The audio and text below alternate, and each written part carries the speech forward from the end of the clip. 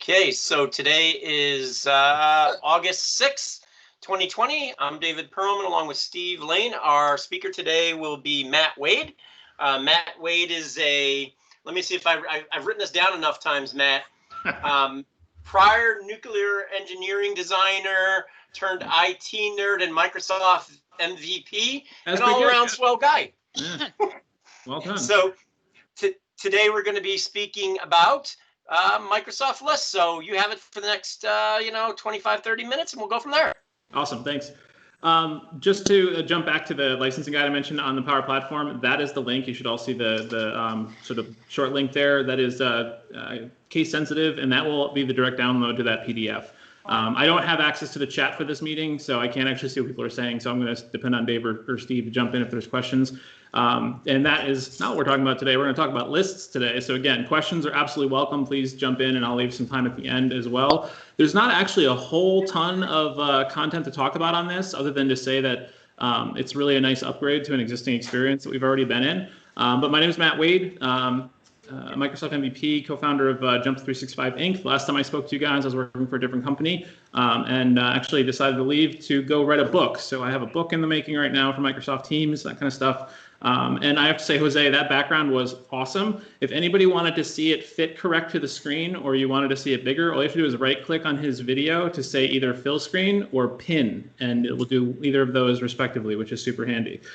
But again, we're not talking about Teams today either. We're talking about Microsoft Lists. So if you've seen, as of late, Microsoft Lists has rolled out or is starting to roll out to targeted users out there, targeted tenants or targeted release tenants and users. So Lists, if you haven't looked into it much, this is going to be kind of a quick overview of it. It's really an item in a list tracking app within Microsoft 365. It's going to be available for all tenants, including EDU. And the big thing is it's really coming with a modern sort of beautiful UI and some automated features built in. What it really comes down to is the use cases. When would you want to use Microsoft Lists? And the big ones are going to be things like asset tracking, project tracking, checklists, event itinerary, travel, maybe some work process or issue tracking and task management. You will see some questions out there about whether or not this is a new task tool, and I'm going to say no for the most part. It's really just a listing tool that you possibly can use for tracking for tasks or for big picture project steps. There is no integration with tools like Planner or To-Do or Tasks and Teams even, and I have a couple resources on those later on if you want to take a look at a little more in depth on how that works. Lists are going to be something that are shared or personal. So you can create a list in a Sharepoint site, and it would be available to everybody who has access to that Sharepoint site. And you can also create personal lists. Those lists are actually going to be shared in your saved in your OneDrive, and you can share those personal lists with other people by individual or I think by group names as well. And Lists is really, even though it's sort of a separate app or a separate experience now, it's accessible through Lists itself, which you'll be able to find in the Office 365 waffle. And for the record, I still say Office 365 because the branding right now is so confusing. And the A licenses and the E licenses are still Office 365. So this is still Office 365 as far as I'm concerned. But you'll find Lists in the O365 waffle. You can also access them through SharePoint natively. And you can also add any Microsoft list to a team in Microsoft Teams as a tab. So you'll have a new app within the tab section within Microsoft Teams. And why does this even exist? I don't know how much this would pop up in the education space. Again, I come from more the commercial side of things, but big ticket apps out there like Trello, Wrike, Asana, Monday.com, a lot of them compete with Planner from like the Kanban board task management side, but they also compete or have provided these features that are basically nice, beautiful, pretty, colorful listing versions of whatever those tasks or items or things that they were saving. So this is really meant to compete with those products so that you have an option just like them or very similar within your Office 365 license, so that you don't have to pay for something else and have another premium product.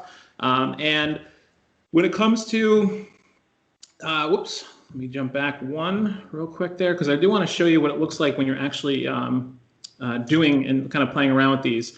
And actually, I will show you a live demo. Most of these, I do have a couple of videos in here, which I actually just stole from the Microsoft Lists first look video that Microsoft 365 on YouTube put out there. But the thing that is important about Microsoft Lists is that right now it's only available for targeted release users, which I mentioned earlier. That means that if your tenant is on targeted release, you have access to it, or you can set it up so that targeted release is only available to certain users. So generally that would be like the IT team or any sort of power users that would want to try some of this app ahead of time. If you don't see lists in your waffle yet, and I don't, so we would be in the same position, there's a little life hack to get access to it. And you can do it right now if you want to. Open up a browser and go into your OneDrive for Business. At the end of that URL, remove the /OneDrive.aspx and replace it with /lists, plural, .aspx, and press enter. And you should be brought to the lists homepage. That works about 90% of the time from what I've seen on Twitter and LinkedIn. Some people still don't have it, even if targeted release is turned on. So don't hate me, I'm just the messenger. If it happens to not work, if it does work, great, give me shout outs everywhere, I deserve it. And then the big features here are going to be the columns and fields experience, right? You're going to be able to add text, number, unit, currency, choice, hyperlink, image, and some other fields that are built in. You can sort, filter, and group them in a nice sort of much more, I guess, user-pleasing way. You can add color and graphics in the cells and rows to improve the presentation so they look a little bit more user-friendly, a little more obvious to the eye that something is grouped together, even if they're not next to each other. You can create some automation. So there's actually two different versions of automation built into this. There's a thing called rules, and then there's a thing called, or then there's Power Automate built right in as well. So you can either go the simple way or the more complex way. Then my big thing, because I'm really big about, yeah, you can give me these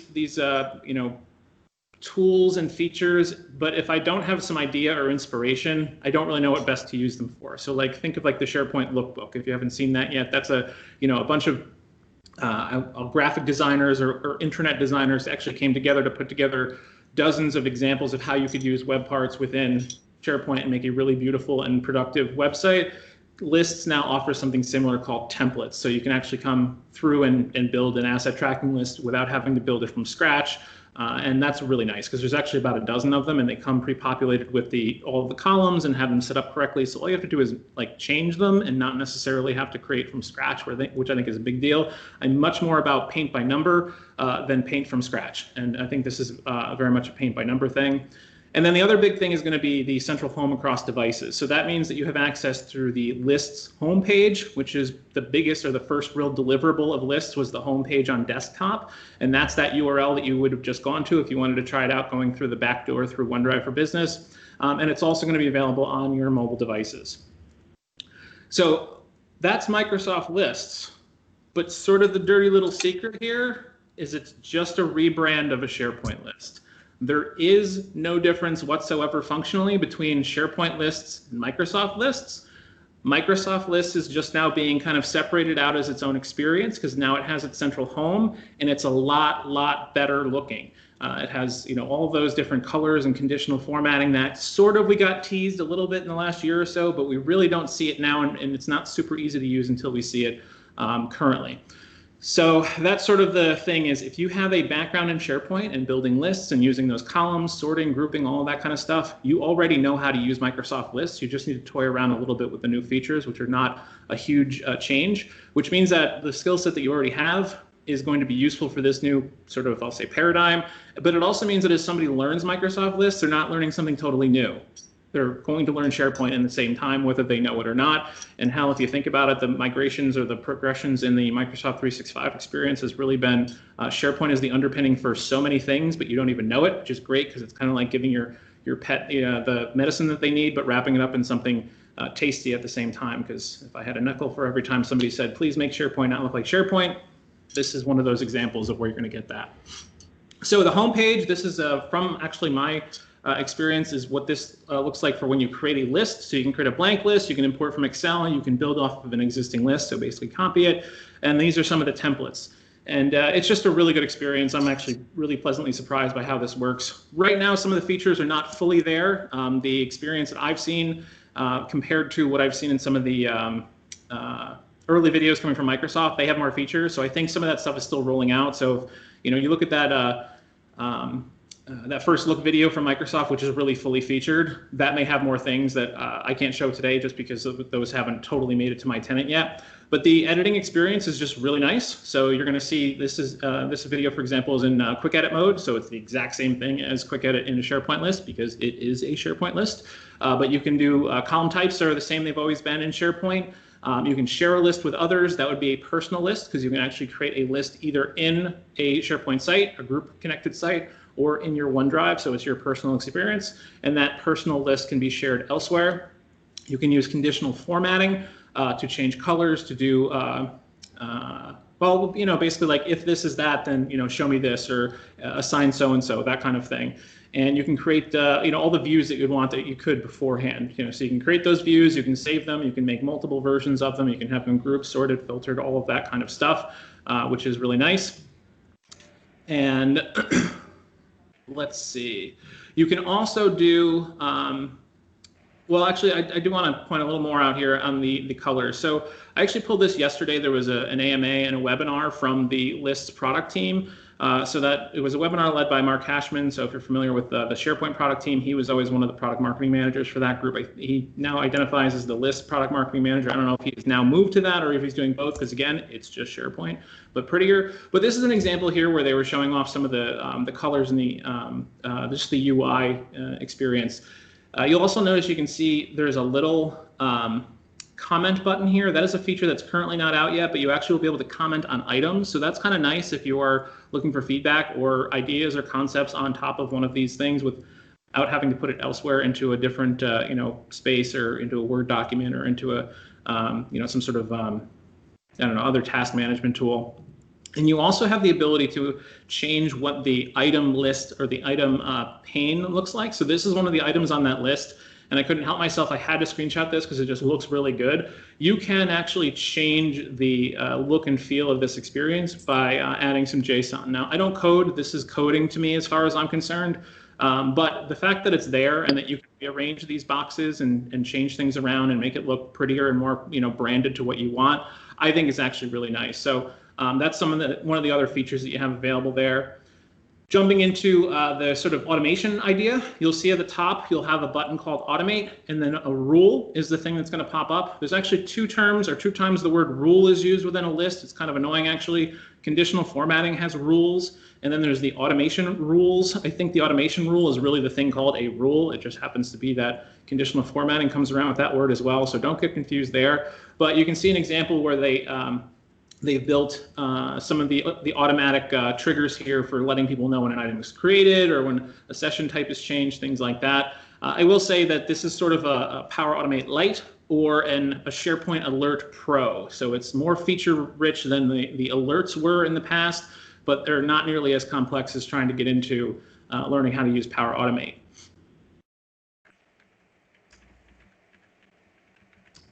And then you do have the built-in connection here to Power Automate. So when you click that rule thing or the Automate button, you're going to have create rule, or you're going to have this connection to Power Automate. And they have a nice, this is actually my screenshot. So it's nice because it's specifically pulling SharePoint related ones, which is relevant because you're in SharePoint.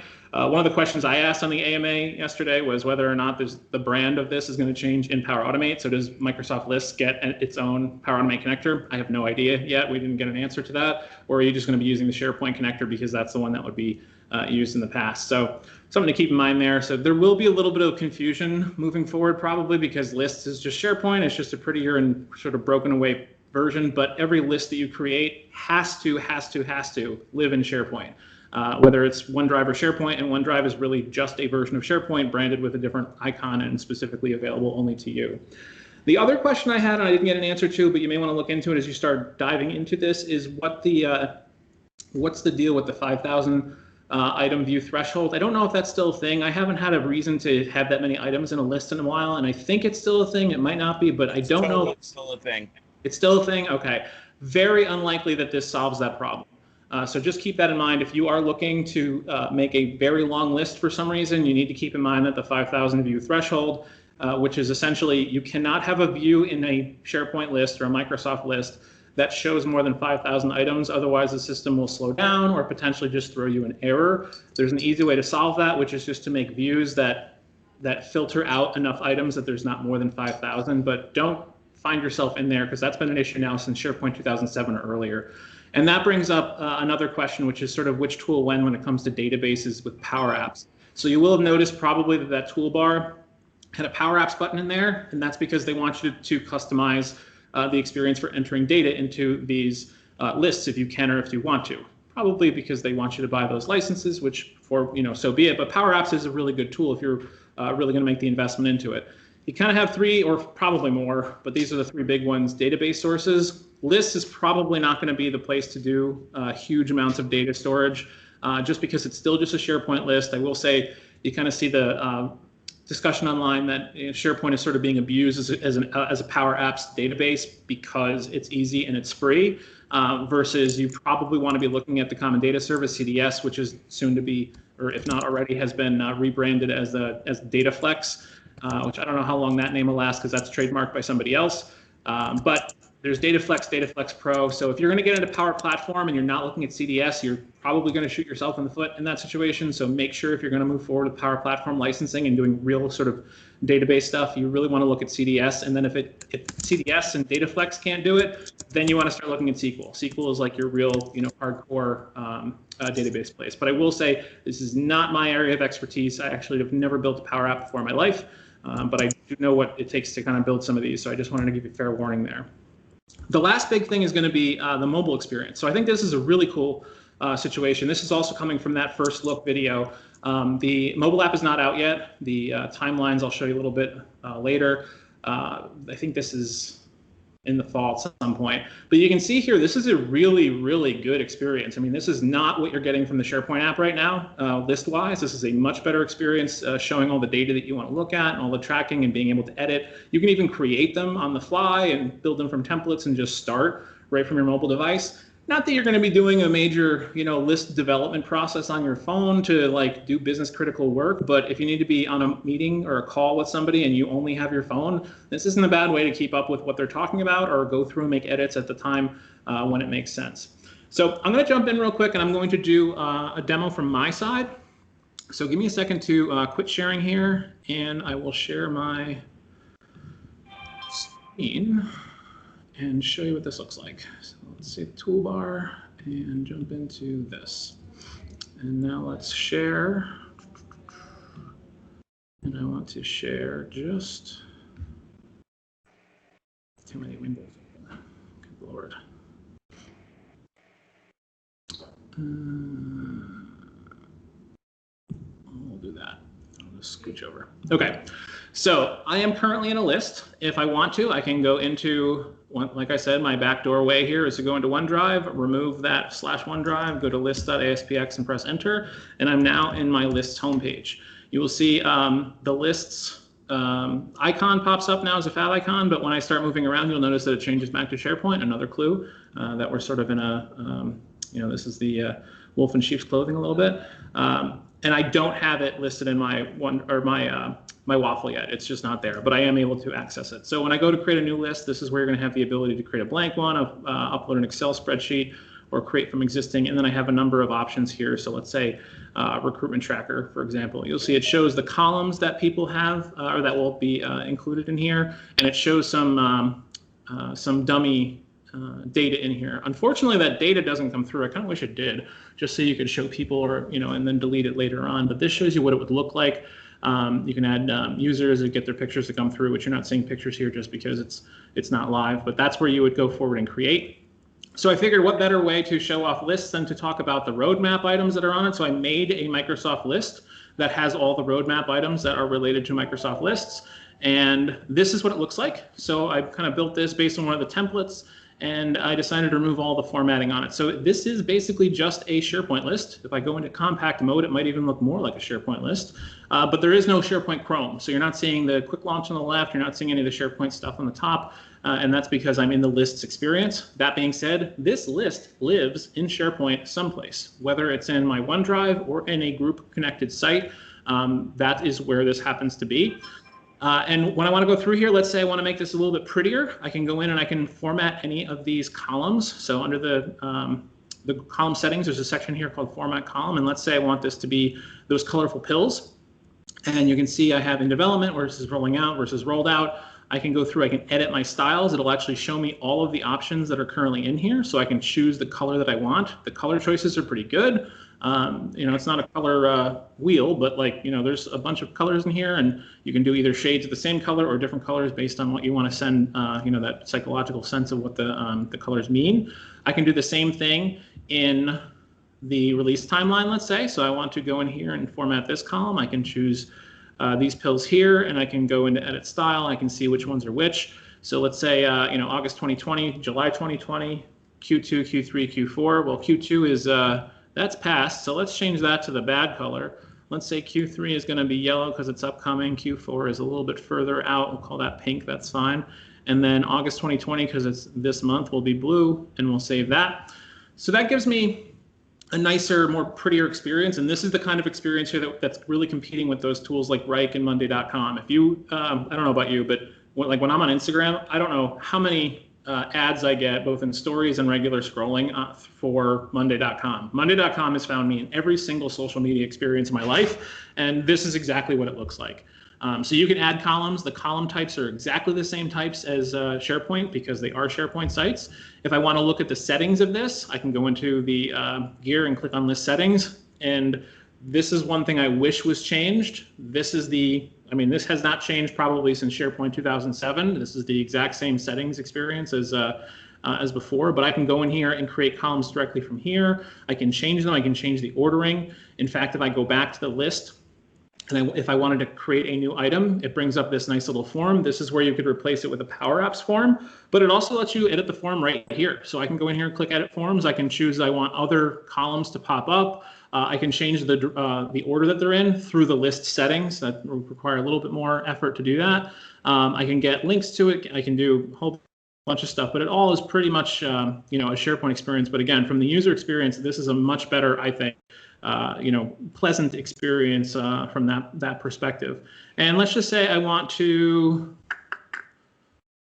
change the entire list view, and I want there to be alternating row colors, and I can change the colors here. So I can change this to maybe a light blue or something and press save. So now I have a nice little way to separate out which line is which. And this, I guess it might seem like the way that I'm presenting it doesn't seem like it's a major change. I think that this is a huge change when it comes to the user experience. From the technical side, like, oh, gee, you just put a nice coat of paint on it. And yeah, sure, but a nice coat of paint makes an old house with good bones look really good. And it makes the adoption potential a major impact there as well. If I jump into Microsoft Teams, I'll actually show you. You're not allowed to tell anybody, even though it's being recorded and being posted online. I actually made a real one just the other day, and I put it into Microsoft Teams. Actually, all you have to do here is click into the Add a Tab, and you will get an option for lists. So this is it right here. And this is a tracker that we have going for the book that I said is currently being authored. So we have a way to identify the progress, the delivery date, priority, who the owner is, things like that. And we're still kind of ironing it out, but you can see the experience is really good. And I have the ability to add new things right in Teams. I can share it with people, do the Power App stuff right from Teams. And then the big one, just like a Files tab in Teams, you can open it in SharePoint and go from there. So actually, let me do that. I think this will bring up the correct. Yeah, okay. This is in SharePoint. So once I go to this list in SharePoint, you're going to see it in the team site, and that's what this is. So now you have sort of the SharePoint Chrome, and that's the full experience. So there's no difference here really than what you would see elsewhere. So I think that's pretty cool. There's a bunch of other things when it comes to how this all works and how it sort of relates with other things. I think that's sort of important. But one thing that you want to keep in mind, and I have a couple of resources which you can check out online, is when to use planner, lists, to-do, and tasks in Teams. There are some easy ways to boil that down, but there's a lot to be said for which features are available in which one. Again, lists don't connect to like to-do or planner. It's really just meant for sort of big picture stuff. The timeline here, the big picture stuff, sorry, I didn't finish the formatting of this one, but the homepage, which is really sort of the experience, that's really the new thing, or like the roadmap item is the homepage. That should be rolled out to targeted release users by the end of August. And then the standard release should be starting at the end of August. They didn't actually say yesterday when they would expect that to be done, but assume that a rollout takes about 3 weeks. Lists in Microsoft Teams. I'm not sure why I have that already, because actually it's not even supposed to be started to roll out even in targeted release. So I guess call me lucky. And then all of the big picture stuff is going to be out there by the end of October, except for I know the mobile app is going to be later. In fact, the only item on the roadmap was for an iOS app. So I don't know if Android is being forgotten, but all I gotta say is, iPhone for life kind of thing. So other big picture things you want to take a look at are going to be the some of the resources here. I mentioned earlier that MS Intro video to lists, their first look. Definitely take a look at that. And then I put out a video intro on this, plus the which tool when, and then the list roadmap is available. If you want to, well, you probably want to get these slides, and Dave will have them too, but just keep in mind you can get these from my website. So this slide deck right now is live online. You can get it from jum.2/mattpresents, again, case sensitive, and you can get the slides from here, and then those resource links are going to be available to you. If you have any questions on this, feel free to reach out to me. You can use the email address at the bottom there, matt@jump365.com. Happy to help out or point you to some of the resources that will get you there. And I guess we'll call it there. That was a little longer than I expected or had thought it would be, but happy to open it up to any other questions. And I'm going to depend on Steve or Dave. Hey, Matt, great. I think we had a couple of questions. My internet's getting a little goofy right now for some reason. Steve, there's one from Mark. Can you hear me okay, Matt? Yeah, so I see the one from Mark asking, do you expect this experience to be integrated into SharePoint Online, replace the current lists experience?